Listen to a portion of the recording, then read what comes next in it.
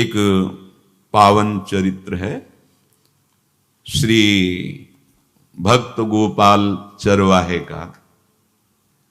पहले ऐसा हुआ करता था कि सबकी गायें जैसे चराए तो सब लोग अन्न आदि जो है उसके घर भिजवा देते थे और गायें छोड़ देते थे। वो ग्वाला ही कहा जाता था। सैकड़ों लोगों की गाय चराता था और उसके घर में अन्न आदि जो आवश्यक सामग्री है भिजवा दी जाती थी। ना तो एक अक्षर वो पढ़ा लिखा था और ना कभी उसने भगवान का नाम या कोई चर्चा सुनी थी। उसके कोई परमार्थ से संबंध ही नहीं था। बस गाय चराते थे, जंगल में रहते थे, पत्नी भोजन पहुंचा देती थी और परिवार चलाने के लिए गांव के लोग दे देते थे अन्न, क्योंकि सबकी गाय चराते थे। ना तो उसको किसी धर्म का ज्ञान था, ना किसी साधना का ज्ञान था।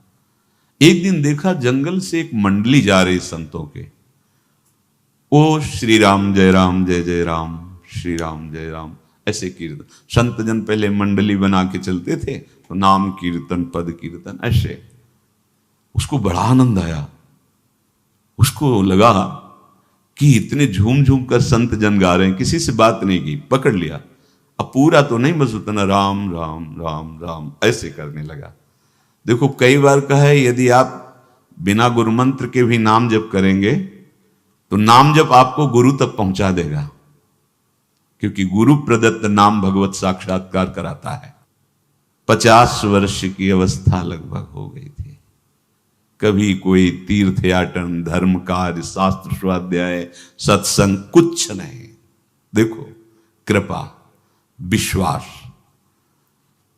अब वो अलौकिक ढंग से नाम में मिठास लगने लगी उसको, तो जोर जोर से कभी कभी नाच पड़ता, चरवाहा है ना, गाता, तो और जो लोग थे उसका उपहास करते।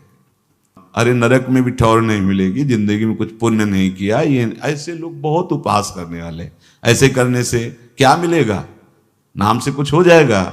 उसने कहा हमने तो कभी सोचा ही नहीं कि कुछ होगा, हम तो ऐसे ही गा रहे हैं। पर ये लोग उपहास कर रहे हैं, क्या गलत है क्या ऐसा गाना? जब तक दृढ़ ज्ञान नहीं होता तब तक माया फिसला सकती है। उसने कहा कि हम किसी लाभ के लिए, बैकुंठ जाने के लिए या कोई लाभ के लिए नहीं जपते, हमें तो अच्छा लगा, वो गा रहे थे संत जन तो हम गाने लगे। क्या सही में आप लोग समझते हैं कि ये गलत है? उनका तुम मूर्ख हो, तुम्हारी क्या समझ में आए? और उपहास करते उसका। उसके मन में एक बात आई, कोई ये प्रमाण दे दे मुझे कि ये जो मैं संतों के मुख से सुना नाम, ये परम सत्य है, ये परम सुखकारी है और इससे क्या वैकुंठ मिल जाएगा? कोई तो मिले मुझे। और जब किसी के हृदय में ऐसी आकांक्षा होती है तो वही मिल जाते हैं जो सबके हृदय की जानते हैं। एक दिन उसने देखा जब लोग दिल्ली की हंसी मजाक कर रहे थे, उसी समय एक लंगोटी पहने हुए, हाथ में कमंडल और दंड धारण किए हुए कोई वीतराग परमहंस दौड़ा, चरणों में गिर गया।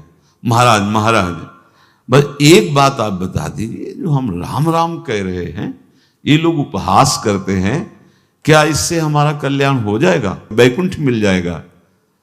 तो उन्होंने कहा बेटा ये बहुत मंगल में भगवान का नाम है, पर हमें लगता है कि तुम्हें गुरुदेव की आवश्यकता है। यदि तुम गुरु कृपा पात्र बन जाओ तो इन उपहास करने वालों की बातें तुम्हारे मन में नहीं लगेंगी और निश्चित तुम्हें भगवत साक्षात्कार हो जाएगा। तो पैर पकड़ लिया और कहा महाराज आप ही गुरु बन जाओ ना हमारे, आप ही हमें मंत्र दे दो। तो उन्होंने कहा हम तो तीर्थ यात्रा में हैं, ऐसा हम नहीं कर सकते, पर यदि तुम भगवान से प्रार्थना करोगे तो तुम्हारे कल्याण के लिए सदगुरु प्राप्त हो जाएगा। इसलिए जैसे कोई पूछते किसको सदगुरु बनाऊं, तुम कहते किसी को नहीं, पहले भगवान को मानो, श्री हरि को, जगत गुरु श्री कृष्ण को, फिर उनसे प्रार्थना करो कि यदि आप आवश्यक समझते हो कि सदगुरु के रूप में आप आकर के हमारा कल्याण करेंगे तो मुझे पहुंचा दो, या आप स्वयं आ जाओ। मैं नहीं खोज कर पाऊंगा, मेरी वो दृष्टि नहीं है कि मैं किसी महापुरुष को पहचान सकूं। मैं तुमसे सत्य कहता हूं, सदगुरु की जो शरण में हो गया तो उसके जीवन नौका की डांट सदगुरु अपने हाथ में ले लेते हैं। फिर उसको कोई भय, कोई उपहास, कोई लज्जा नहीं सताती। वो सुख पूर्वक इस दुखद अपार संसार समुद्र से पार हो जाता है। पर बेटा, तेरे ऊपर भगवान की बड़ी कृपा है, क्योंकि तू संतों को मानता है। तू मेरी बात पर विश्वास कर ले, अंदर से तू एकांत में रो, तुझे सदगुरु मिल जाएंगे। अब ऐसा कहकर वो अपने राह में चले तीर्थ यात्रा के लिए। अब वो खोजता, एकांत में बैठकर देखता। कभी कभी वो पेड़ पे चढ़ जाता कि कोई संत तो नहीं आ रहे हैं। अब उसके लिए वहां भोजन पहुंच जाता, पाता, गाय देखता और बस खोज करता कि सदगुरु आ जाए, सदगुरु आ जाए। बहुत समय व्यतीत हुआ, पर उसका विश्वास नहीं टूटा कि संत ने कहा था कि तुम भावना करो कि सदगुरु आ जाएंगे। भगवान सदगुरु बन करके आ गए। वही है सदगुरु। देखा सामने से बड़े तेजस्वी महात्मा बड़े तीव्र गति से आ रहे हैं। वो दौड़ा, गुरुदेव गुरुदेव, चरणों में लौट गया। चरणों में जे ही गिरा तो एक बिजली सी दौड़ी उसके हृदय में। अब बात बन गई, गुरु मिल गए। वो खड़े हो गए। देखते ही सात्विक भाव उत्पन्न हो रहा है, आंसू निकलने लगे। देखते ही मन में आया कि जो संत कह रहे थे सदगुरु मिल जाएंगे, यही हमारे सदगुरु हैं। हृदय में उत्साह, आतुर आवाज, प्रभु मुझे भवसागर से पार करने वाला गुरु मंत्र दे दो। ऐसे थोड़ी दीक्षा दी जाती कि गली चलते दी जाए। दूंगा, जा पहले स्नान करके आ, फिर एकांत स्थान में बैठेंगे, फिर तेरे को उपदेश देंगे। बोला महाराज, मैं जंगली आदमी हूं, गाय चराता हूं, हमारा घर बार से कोई आना जाना नहीं, यही भोजन आ जाता है। संत ने कहा अच्छा स्नान करो। स्नान करके आए। एक पेड़ के नीचे, भाई मैं तुझे कुछ नियम दूंगा, कुछ शर्त। तो महाराज गंवार आदमी है, ना हम आपका कोई नियम पालन कर पाएंगे, ना कोई व्रत पालन कर पाएंगे, ना कोई साधना कर पाएंगे। आप देख लो हमारी हालत। 50 साल का हूं, पढ़ा लिखा बिल्कुल नहीं, कोई धर्म कर्म नहीं जानता, गाय चराता हूं। मुझसे बहुत बातें नहीं सदेंगी, अगर एक कोई बात बता दो तो प्रण करता हूं जिंदगी में प्राण त्याग सकता हूं, पर एक बात, कोई एक नियम कोई दे दो। हमें बहुत नियम तो नहीं समझ में आएंगे, एक कोई बात बता दो कि ऐसा कर लेना और मंत्र जपना, तो हम प्राण त्याग सकते, पर आपकी आज्ञा उल्लंघन, पर बहुत हम बातें नहीं मान पाएंगे क्योंकि हमारे इतना ज्ञान नहीं है। गोपाल के वचन सुन करके बहुत प्रसन्न हुए संत भगवान। एक नियम तुझे देता हूं, हमारे आराध्य देव श्री कृष्ण हैं, गोविंद हैं। आज से तुम्हारे आराध्य देव गोविंद हुए, हां श्री कृष्ण हुए। बिना उनको पवाए तुम्हें पाना नहीं है, बस यही तुम्हारे लिए नियम है। तुम्हारे पास जो आवे, सूखी रोटी, दूध, छाछ, जो भी, बिना उनको पवाए पाना नहीं है। सीधा सरल आदमी। गुरुदेव प्राण चाहे चले जाएं, बिना उनको पवाए आज के बाद कभी जिह्वा पे कुछ नहीं जाएगा। ऐसा गुरुजन आदेश करते हैं वैष्णव मार्ग के पथिकों को कि जल भी बिना अर्पित किए मत पियो। अगर आप बिना अर्पित किए पीते हैं तो आपकी बुद्धि में इष्ट देव के प्रति ममत्व तो नहीं आ पाएगा, नहीं आ पाएगा। अब तो गोपाल नाच पड़ा कि गुरु मिल गए, गुरु मंत्र मिल गए और इष्ट का पहचान मिल गई। उसी समय घर से भोजन आया, वही कभी चटनी रोटी, ऐसे ही बैठा एकांत वृक्ष के नीचे। आओ गोविंद, भोग पाओ। अब गोपाल विचार में लगा कि आ तो रहे हैं ही नहीं, और गुरुजी ने कहा बिना पवाए पाना नहीं।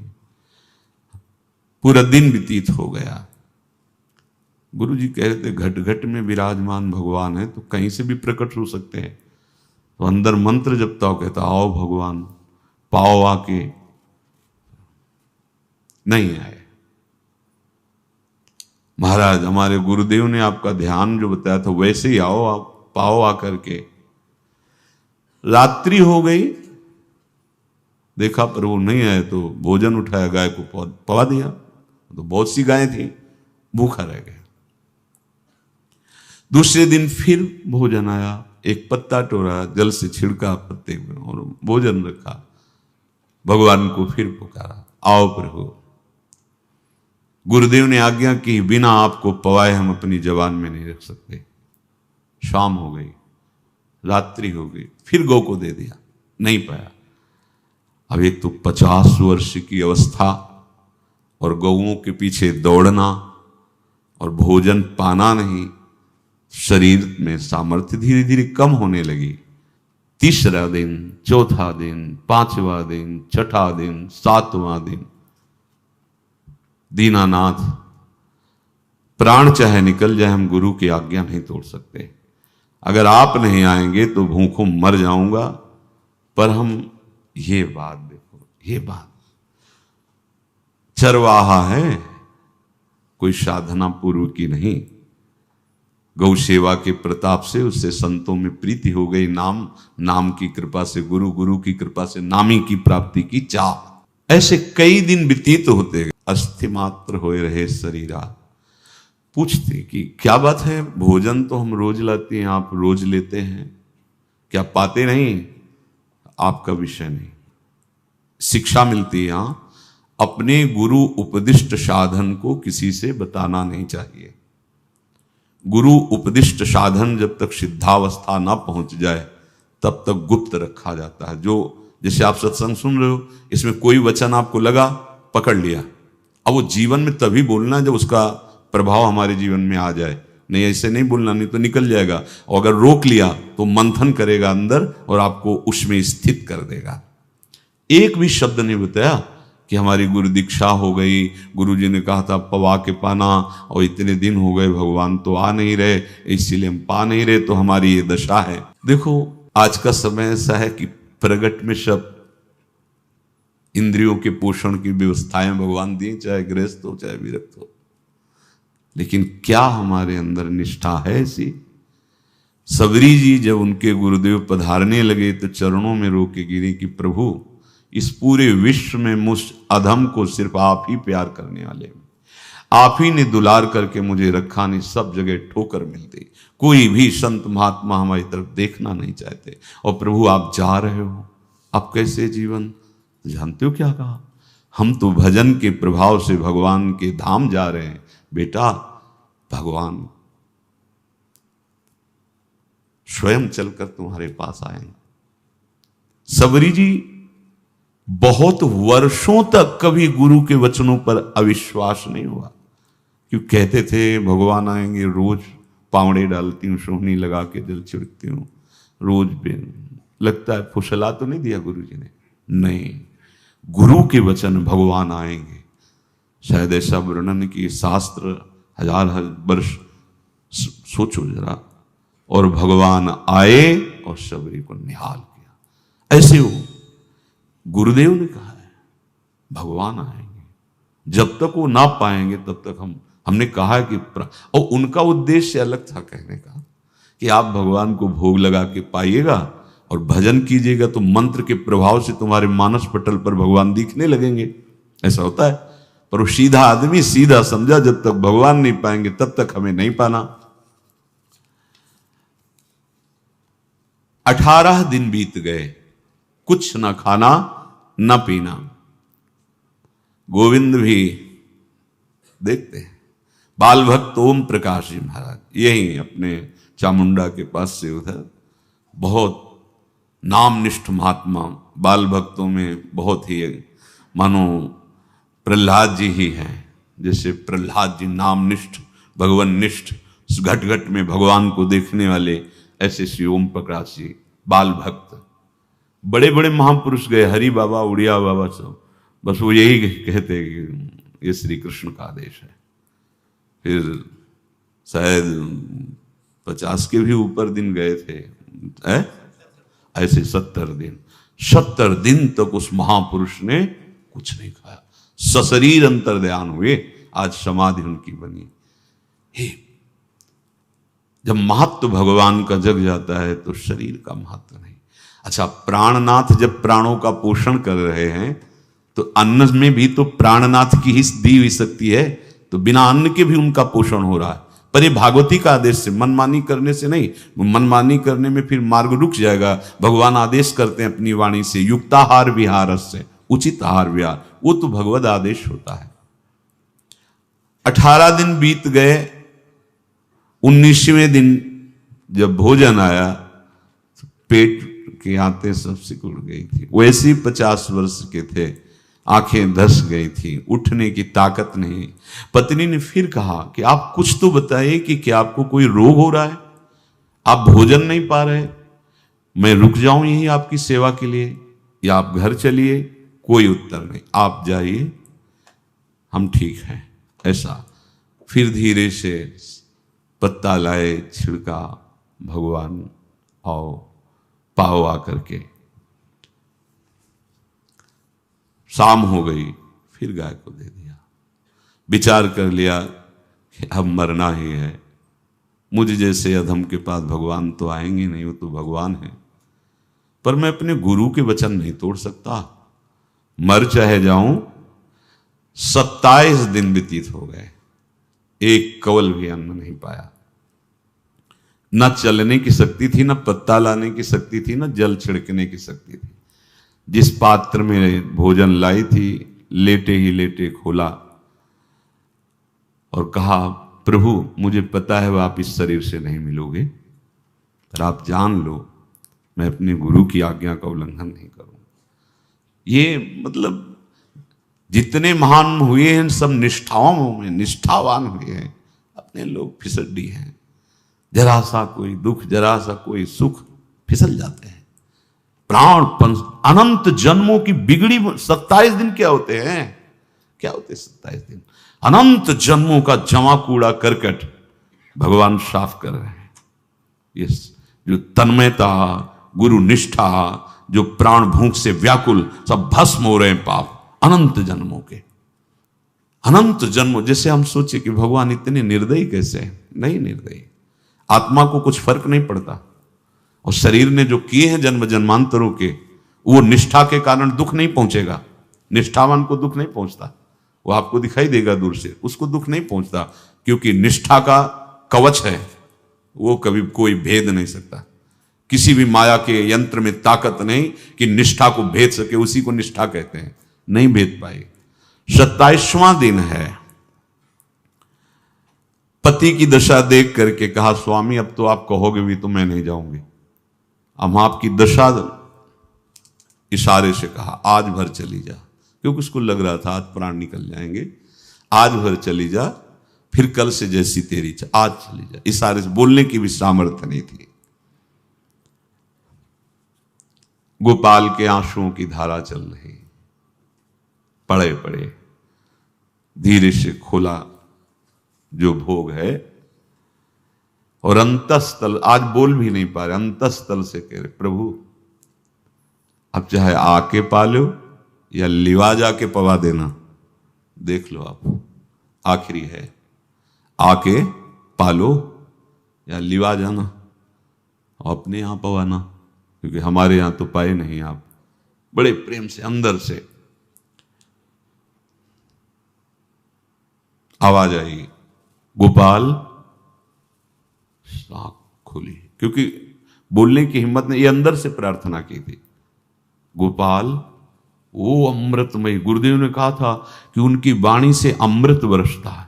एकदम आंख खुला, देखा वही पीतांबर, वैसे ही मोर मुकुट, वही मुरली, वही करधनी, वैसे नूपुर, वैसे ललित त्रिभंगी। गुरुदेव ने जैसा वर्णन किया था वैसा ही सुंदर रूप गोपाल के सामने। प्रभु मुखमंडल की मनोहरता देखकर निहाल हो गए। ए निहाल कर देंगे, थोड़ी पीड़ा सहना सीखो। सहत सहत बाढ़े भगति, ग्रह तन गुरु हितगार, ग्रह तन गुरु हितगार, हार अपनी करिमा। सेवक जी कह रहे हैं, देखो गृह तन गुरु हित गार हार अपनी कर्म, तन मन प्राण गुरु वचनों पर न्यौछावर, जो भी सहना पड़े सहूंगा। मिल गए प्रभु, प्रभु दूर नहीं है। प्रिया प्रीतम बहुत कृपालु हैं। मानो करोड़ करोड़ काम की सौंदर्यता को हे करते हुए प्रभु के लावण्य का प्रकाश हो रहा है। मनहारिणी मुरली, जैसे कहा था अधरों में वैसे अधरों में विराजमान। अच्छा, खास बात ये, ना कोई गाय देख पा रहे, नहीं कोई और चरवाहा देख पा रहा है। ये भगवान, जैसे इस सभा में किसी से बात करें भगवान, किसी से मिले तो पास बैठा व्यक्ति भी नहीं देख पाएगा, ना जान पाएगा, क्योंकि प्राकृतिक इंद्रियां, प्राकृतिक शरीर, और वो चिदानंद में, वो तो जिसको दर्शन देंगे तो पहले दृष्टि प्रदान करते हैं।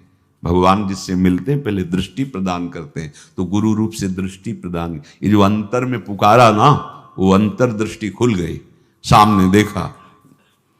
इतना सुंदर विश्व मोहिनी भगवान श्री हरि का ललित त्रिभंगी रूप कि गोपाल की आंखें नहीं टिकी। इतना सुंदर रूप, आंखें भगवान के तेज के आगे बंद हो गई। जो भी बंद हुई तो देखा मानस पटल पर वैसे ही ललित त्रिभंगी। फिर खोला, देखा सामने भगवान मुस्कुराए, सामर्थ्य प्रदान की।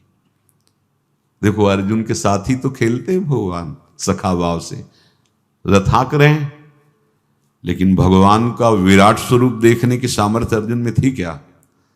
दिव्य दृष्टि प्रदान की। फिर भी कांप रहे थे अर्जुन जी भगवान की दिव्य दृष्टि संपन्न नेत्रों से उस विराट महिमा को देखकर कांप रहे थे अर्जुन। ये तो माधुर्य रूप प्रभु का है। उसने मानो इशारा किया प्रभु को कि हमारी सामर्थ्य में मैं सकिल कर आ जाऊं, नजदीक आप आ जाओ। आ गए, अपना माथा प्रभु के चरणों में रखा, आंसुओं से भगवान के चरणों का प्रक्षालन कर रहा है। देखो गांव का गाय चराने वाला ग्वारा, जिसको कोई धर्म कर्म का ज्ञान नहीं, कोई भक्ति का ज्ञान नहीं, कोई शास्त्र का ज्ञान नहीं, भगवान ने फिर उसको उठाया और अपने हृदय से, ज्यों हृदय से लगाया, हष्ट पुष्ट स्वस्थ सब, अंतर बाहर पूर्ण, कोई पीड़ा नहीं, कोई दुख नहीं, बिल्कुल तेजस्वी स्वरूप।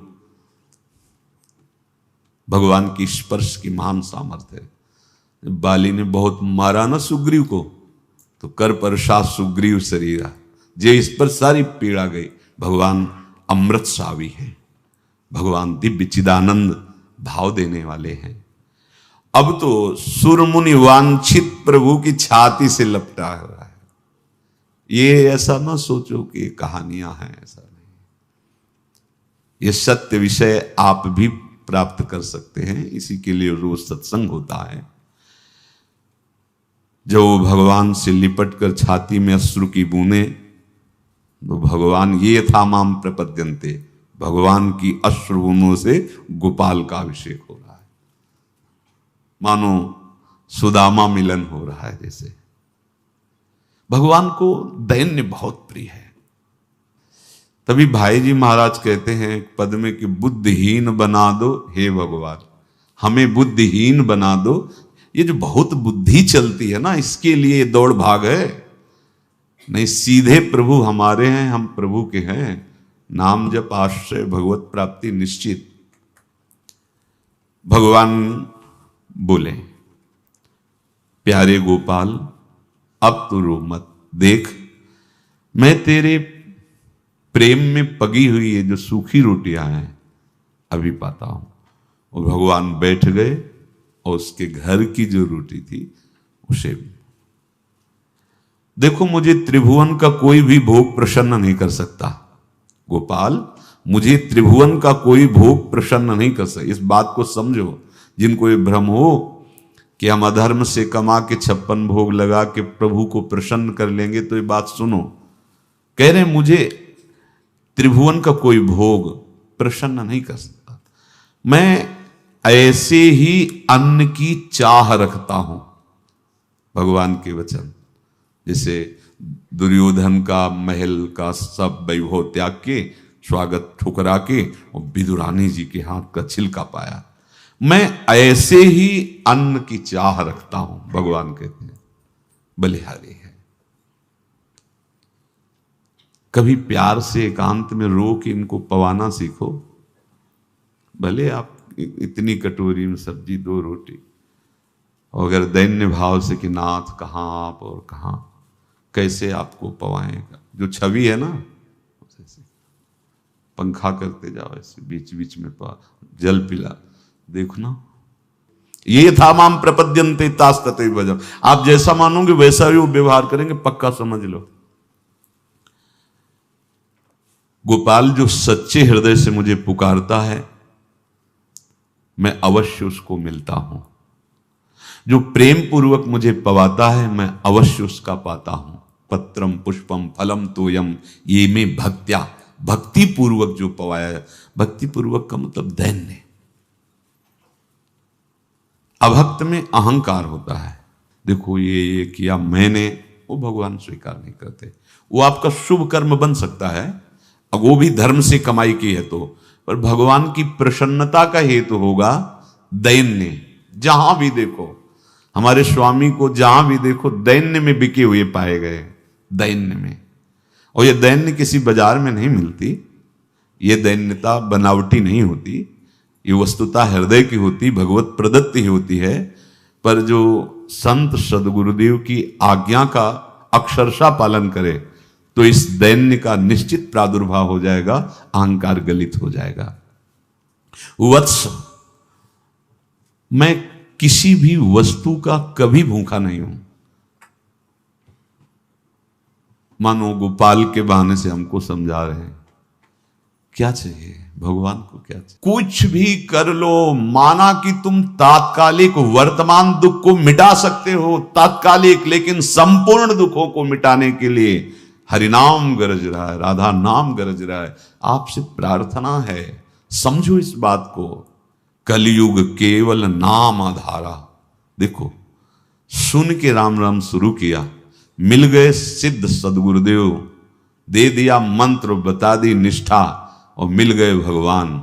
और भगवान कह रहे हैं, अब तेरे जीवन में कभी दुख का लेस नहीं रहेगा, तू अब घर जा, अब किसी की गाय चराने की जरूरत नहीं है, कुल परंपरागत तेरे लक्ष्मी बढ़ती रहेगी, तुझे कुछ करने की जरूरत नहीं।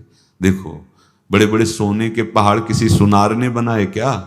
प्रभु ने तो बनाया। भगवान हंसते हंसते समझ ही नहीं पाए और अंतर्धान हो गए। अभी गोपाल कुछ अपने मन भर के देख नहीं पाया था, कह नहीं पाया था, भगवान अंतर्धान हो गए। अब तो चिल्ला चिल्ला के रोने लगा और विवश होके आंख मूंदी तो देखा उसके मानस पटल पर छाए। अब तो राजी हो गया कि ये मेरे प्रभु ऐसी जगह विराजमान हो गए, कोई देख नहीं पाएगा, हम रोज बात करेंगे, रोज दर्शन करेंगे। नारायण या गौर श्याम को हृदय निकुंज बसइए। तो इसलिए धैर्य धारण करके, कितना भी कष्ट हो, अब पीछे मत हटो, फिसलो मत। माया अपने पार्षदों को भेजेगी। प्रभु का चिंतन छूटे वो कुछ भी स्वीकार नहीं। प्रभु का चिंतन होते हुए जो हो रहा है उनका सृष्टि का कार्य है, जो जो जिसको सेवा दी हो रहा है। हमारा प्रभु का आश्रय अगर बदला किसी व्यक्ति का आश्रय या किसी अन्य का आश्रय, बहुत घाटा हो जाएगा। अपने इस मन को देखते रहिए कि प्रभु को प्रथम नंबर में रखता है या द्वितीय नंबर में। हमें तो लगता है हो सकता है चौथे पांचवें नंबर पे रखता हो।